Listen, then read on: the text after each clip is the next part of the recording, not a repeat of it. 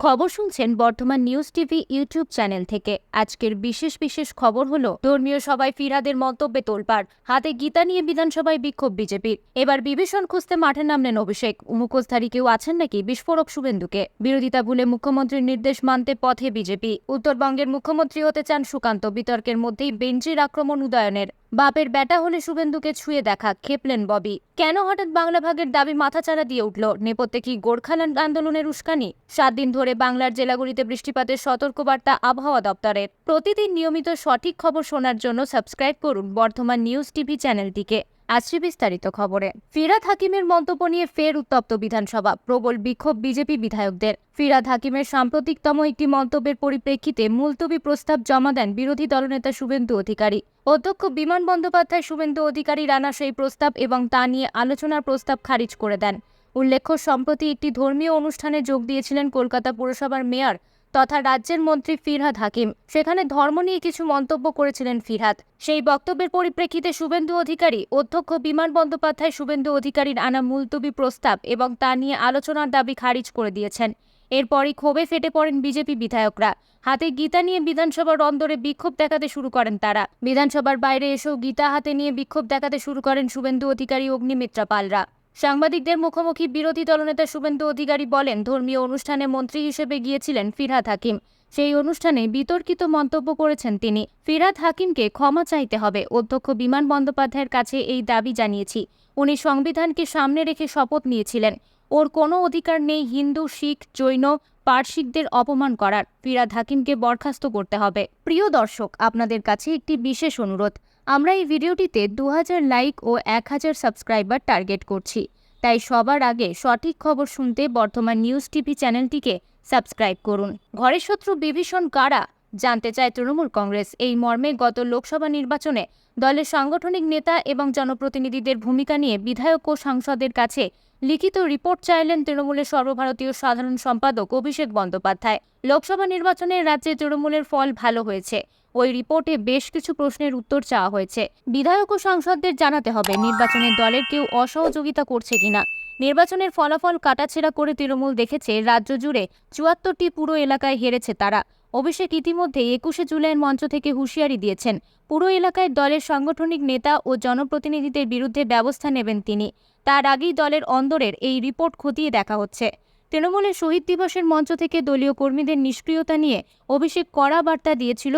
তিনি বলেছিলেন, নির্বাচনে যারা পঞ্চায়েত বা পুরসভার পদে থেকে মানুষকে বোঝাতে পারেননি, যাদের এলাকায় প্রত্যাশিত ফল হয়নি, তাদের বিরুদ্ধে ব্যবস্থা নেওয়া হবে। সেই প্রক্রিয়ায় কি এবার তবে শুরু হচ্ছে? মুখ্যমন্ত্রী মমতা বন্দ্যোপাধ্যায়ের নির্দেশ মানতে একসঙ্গে রাস্তায় নামল বিজেপি। সঙ্গে ছিল তৃণমূলও। অভিযানের নেতৃত্বে ছিলেন বিডিও শান্তিপুর। যুযুধান দুই পক্ষ একসঙ্গে দেখে অবাক স্থানীয় বাসিন্দারাও। তবে তারা মনে করছেন রাজনৈতিক রং দূরে সরিয়ে রেখে এইভাবেই কাজ করলে সবারই মঙ্গল। মুখ্যমন্ত্রী মমতা বন্দ্যোপাধ্যায় নির্দেশ দেন, রাজ্য জুড়ে রাস্তা দখল করে রাখা হকারদের সরিয়ে জায়গা দখলমুক্ত করতে হবে। সেই অনুযায়ী পথে নামে বিভিন্ন জেলা প্রশাসন। নির্দেশ পালন করতে বৃহস্পতিবার শান্তিপুরের ফুলিয়ায় আরও একবার পথে নামে স্থানীয় প্রশাসন। সঙ্গে ছিল তৃণমূল ও বিজেপির পঞ্চায়েত সমিতির সদস্যরা। শান্তিপুর বিডিও অফিস, পঞ্চায়েত সমিতির অফিস এলাকায় হকারদের ফুটপাত ছেড়ে দেওয়ার অনুরোধ করেন। শান্তিপুরের বিডিও সন্দীপ ঘোষ, বিজেপি পরিচালিত পঞ্চায়েত সমিতির সভাপতি নৃপেন মণ্ডল ও সহসভাপতি চঞ্চল চক্রবর্তী সহ পঞ্চায়েত সমিতির তৃণমূলের সদস্য সুব্রত সরকারেরা। শান্তিপুর পঞ্চায়েত সমিতির সভাপতি বিজেপির নৃপেন মণ্ডল বলেন, জেলা শাসকের নির্দেশে বিডিও সাহেবের তত্ত্বাবধানে আমরা আজ পথে নেমেছিলাম। দোকানদারদের বলেছি রাস্তা ছেড়ে ব্যবসা করতে, তারা সাড়া দিয়েছেন। তৃণমূলের সদস্য সুব্রত বিশ্বাস বলেন, মুখ্যমন্ত্রীর নির্দেশে ফুটপাত দখলমুক্ত করতে আজ আমরা পথে নেমেছিলাম। ওদের রাস্তা ছেড়ে দেবে বলেছে। উত্তরবঙ্গকে বাংলা থেকে আলাদা করার দাবি জানিয়েছেন বিজেপির রাজ্য সভাপতি সুকান্ত মজুমদার। প্রধানমন্ত্রী নরেন্দ্র মোদীকে তাই নিয়ে চিঠিও দিয়েছেন তিনি। তাতে উত্তর পূর্ব ভারতের অংশ করার দাবি জানিয়েছেন তিনি বাংলাকে। এর আগে 2021 সালের বিধানসভা ভোটের পরে আলিপুরদুয়ারের সাংসদ জন বার্লা বঙ্গভঙ্গের দাবিতে সরব হয়েছিল বিজেপি, কিন্তু তারপরে সেটা তেমনভাবে আর সক্রিয় হয়ে উঠতে পারেনি। সেই সময় বিজেপি সভাপতি ছিলেন দিলীপ ঘোষ। উত্তরবঙ্গের অনেক সাংসদই সেই সময় বঙ্গভঙ্গের দাবিকে সমর্থন জানিয়েছিলেন। 2024-এর লোকসভা ভোটে বিজেপি রাজ্যে ফলাফল ভালো করতে না পারলেও উত্তরবঙ্গে কিন্তু খুব ভালো ফল করেছে। উত্তরবঙ্গে কেন তৃণমূল কংগ্রেস ভালো ফল করতে পারল না তা নিয়ে প্রকাশ্যে সওয়ালও তুলেছিলেন তিনি। তারপরেই হঠাৎ করে অনন্ত মহারাজ বলছেন, উত্তরবঙ্গ কোনো দিনই বাংলার অংশ ছিল না। এই নিয়ে যথেষ্ট উষ্মা প্রকাশ করেছেন মুখ্যমন্ত্রী মমতা বন্দ্যোপাধ্যায়। বিজেপির রাজ্য সভাপতি সুকান্ত মজুমদার এই নিয়ে প্রধানমন্ত্রী মোদীকে চিঠি দিয়েছেন। বাজেটে উত্তর পূর্ব ভারতের উন্নয়নে বিশেষ জোর দেওয়ার কথা বলেছেন মোদী সরকার, কিন্তু উত্তরবঙ্গের জন্য আলাদা করে কিছু ঘোষণা করা হয়নি। এই নিয়ে সরব হয়েছিল তৃণমূল কংগ্রেস। তারপরেই বিজেপির এই বঙ্গভঙ্গের দাবি নতুন করে উত্তেজনা তৈরি করেছে। প্রসঙ্গত উল্লেখ্য, আগামী 27শে জুলাই নীতি আয়োগের বৈঠকে যোগ দিয়ে দিল্লি যাচ্ছেন মুখ্যমন্ত্রী মমতা বন্দ্যোপাধ্যায়। সেই বৈঠকে তিনি এই নিয়ে কথা বলবেন বলে জানিয়েছেন। 8 জেলা রয়েছে উত্তরবঙ্গে: দার্জিলিং, জলপাইগুড়ি, কোচবিহার, উত্তর এবং দক্ষিণ দিনাজপুর, মালদা, আলিপুরদুয়ার এবং কালিম্পং। এর মধ্যে কালিম্পং জেলাটি নতুন করে তৈরি হয়েছে। উত্তরবঙ্গের বেশিরভাগই তপশিলি জাতি উপজাতির বাস। এখন খবর শুনছেন বর্তমান নিউজ টিভি চ্যানেল থেকে। আপনি কোন জেলা থেকে দেখছেন কমেন্ট করে জানাবেন। আসছি পরবর্তী খবরে। পুরনিয়োগ দুর্নীতি মামলায় চার্জশিট পেশ হতেই কড়া প্রতিক্রিয়া দিলেন রাজ্যের মন্ত্রী ফিরহাদ হাকিম। শুক্রবার 32 পাতার চার্জশিট পেশ করেছে কেন্দ্রীয় তদন্তকারী সংস্থা সিবিআই। সেই চার্জশিটে তারা উল্লেখ করেছে কোন পৌরসভার কত বেআইনি নিয়োগ হয়েছে, কিভাবে বেআইনি নিয়োগ হয়েছে। এবার এই ইস্যুতে প্রতিক্রিয়া দিতে গিয়ে ফিরহাদ বললেন, ছাড়ুন তো ওইসব পুরসভার নিয়োগ কেলেঙ্কারি। এদিন রাজ্যের মন্ত্রী বেনজির আক্রমণ করেন সিবিআইকে, তুলে আনেন তাকে গ্রেপ্তারির প্রসঙ্গ। পাশাপাশি আক্রমণ শানান বিধানসভার বিরোধী দলনেতা শুভেন্দু অধিকারীকেও। বলেন, আগে শুভেন্দু অধিকারীকে ছুঁয়ে দেখাক, যে কারণে আমায় জেলে ঢুকিয়েছিল বাপের বেটা হলে শুভেন্দুকেও ছুঁয়ে দেখাক। বস্তুত 2021 সালের নারদকাণ্ডে এই সিবিআই এর হাতেই গ্রেপ্তার হন ববি। চেতলায় তার বাড়ি থেকে সেই সময় গ্রেপ্তার করেছিল কেন্দ্রীয় তদন্তকারী সংস্থা। এদিন সেই প্রসঙ্গই আরও একবার উস্কে দেন ফিরহাদ। উল্লেখ্য, পুরো নিয়োগ দুর্নীতির তদন্তে নেমে দফায় দফায় জিজ্ঞাসাবাদ করেছে কেন্দ্রীয় তদন্তকারী সংস্থা। সিবিআই এর অভিযোগ, নিয়ম খাতায় কলমে মানা হলেও বাস্তবে কেউ ধারও ধারেনি। 1850 জনের নিয়োগ হয়েছে বিভিন্ন পদে। রয়েছে গ্রুপ সি, গ্রুপ ডি পদের কর্মী নিয়োগও। বিপুল অঙ্কের দুর্নীতি হয়ে থাকতে পারে বলে উল্লেখ করা হয়েছে। সিবিআই চার্জশিটে একাধিক পুরসভার নাম উল্লেখ করেছে। তার মধ্যে রয়েছে টাকি পুরসভা, বাদুরিয়া পুরসভা, কামারহাটি পুরসভা, দমদম পুরসভা, দক্ষিণ দমদম, হালিশহর পুরসভা, কাঁচরাপাড়া পুরসভা, নিউ ব্যারাকপুর পুরসভা, টিটাগড় পুরসভা, রানাঘাট পুরসভা, নবদ্বীপ পুরসভা, বীরনগর পুরসভা, কৃষ্ণনগর পুরসভা, ডায়মন্ড হারবার পুরসভা, উত্তর দমদম পুরসভা, বরানগর পুরসভা, উলুবেড়িয়া পুরসভা। এই সকল পুরসভাগুলির নিয়োগ সন্দেহজনক বলে উল্লেখ করেছে কেন্দ্রীয় তদন্তকারী সংস্থা। তৃণমূলের বিরুদ্ধে একাধিক অভিযোগ তুলে লোকসভা ভোটের ঠিক আগে বিজেপিতে যোগ দিয়েছিলেন।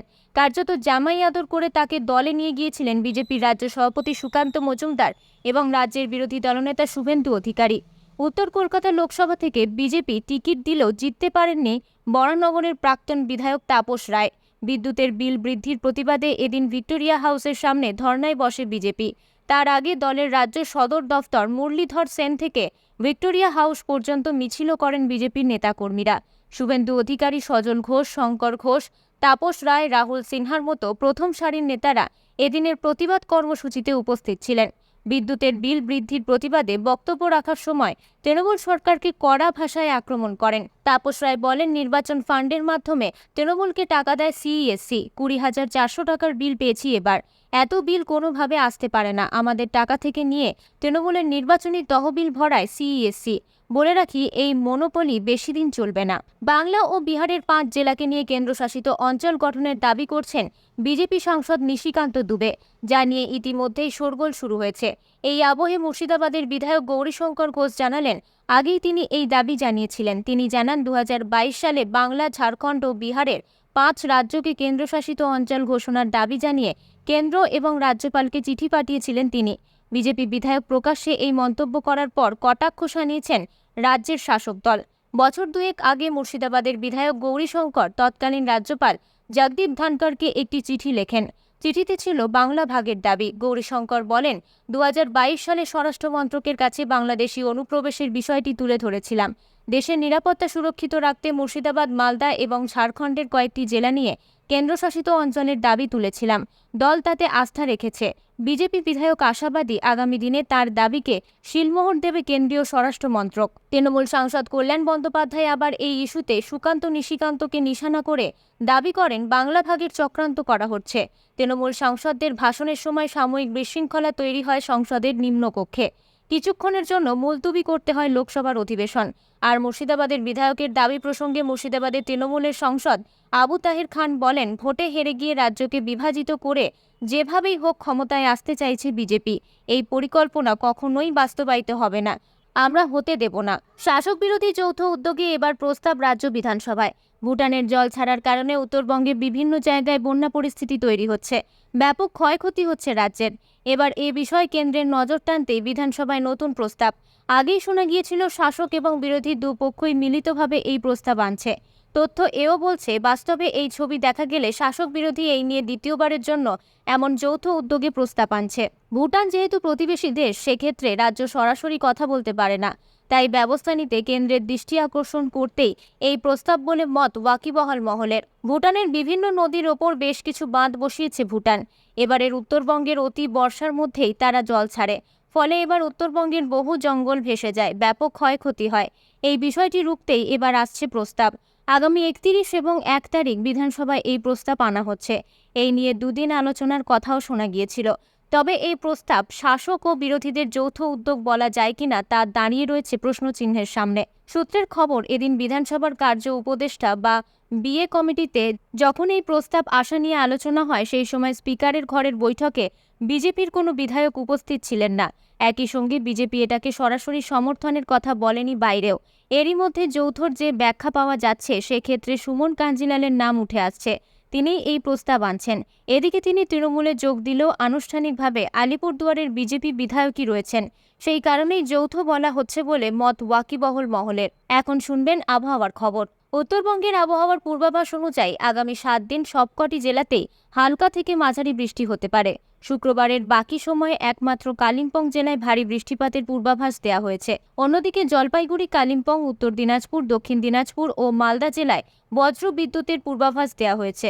শনিবার জলপাইগুড়ি ও কালিম্পংয়ে ভারী বৃষ্টির পূর্বাভাস দেওয়া হয়েছে। রবিবার ভারী বৃষ্টি হতে পারে কালিম্পং ও আলিপুরদুয়ারে। আপাতত সোমবার ও মঙ্গলবারের জন্য ভারী বৃষ্টির কোনো পূর্বাভাস নেই, কিংবা বজ্রবিদ্যুতেরও কোনো পূর্বাভাস নেই।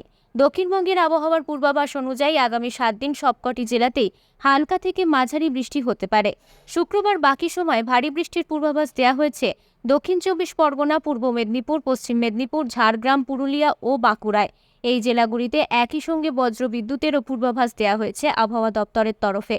তবে শনিবার থেকে মঙ্গলবারের মধ্যে আপাতত ভারী বৃষ্টি কিংবা বজ্রবিদ্যুৎ কোনো কিছুরই পূর্বাভাস দেয়নি আবহাওয়া দপ্তর।